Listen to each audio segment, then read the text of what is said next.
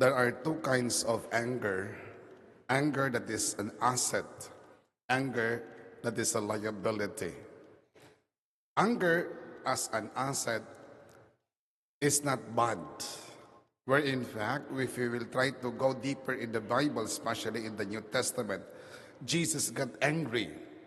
He got angry with Satan when he was tempted, when he was brought in the parapet of the temple.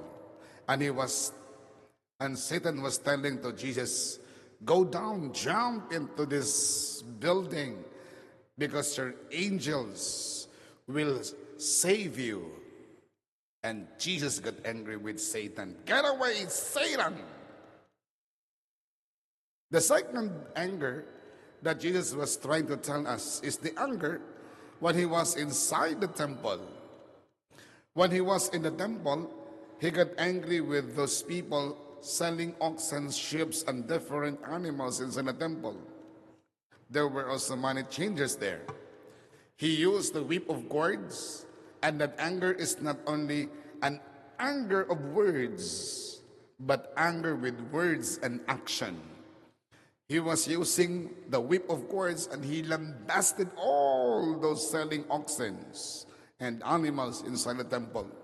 He lambasted all those people in the money changers. He got angry. My dear friends in Christ, if you are angry, you have to check if that anger is a liability or an asset.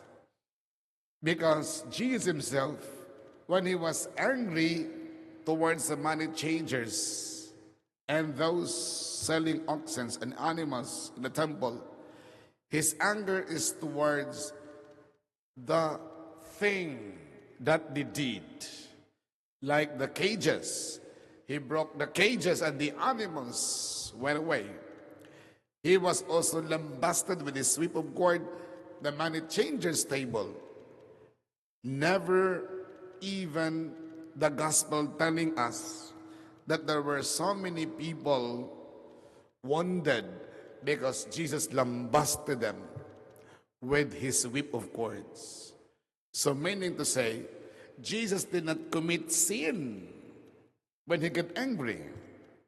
If you get angry with the devil, if you get angry with Satan, if you get angry with the works of the devil, if you get angry with the works of Satan, that anger is an asset. Meaning to say, you will never commit sin. Or like, for example, you get angry with your wife or with your husband because you keep on pestering him not to become an addict of vices perhaps, maybe an addict of womanizer, maybe an addict of drinking alcoholic beverages, maybe an addict of a lot of things, and you do not want him to become addict, and you get angry with him. That anger is not a liability. You will not commit sin because you get angry not with your husband per se, not with your child, not with your son, not with your daughter, but the sin that he or she is committing. You are angry with that sin. And because of that, it is an asset. It is a gift from God.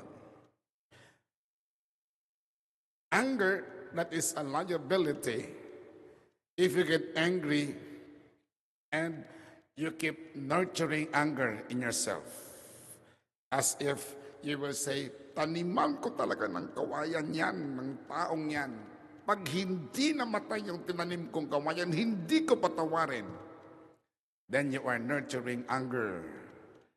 You are somehow giving ill to other people. You are wishing bad to other people. And that anger is a liability.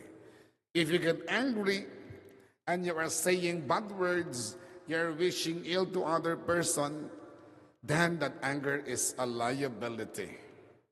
You will commit sin. And my dear friends in Christ, in our gospel, Jesus got angry with the, the, the scribes and the Pharisees. No. Woe to you who build memorials because of what they were doing. Not because of who they are, but of the sin that they are committing. And Jesus got angry with what they are doing. No? And so what happened? The result, Jesus' anger is an asset towards the sin that they are committing. But the anger of the scribes and the Pharisees is a liability. Why? Because they were harboring ill feelings to Jesus.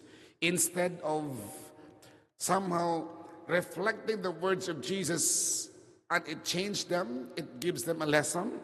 No.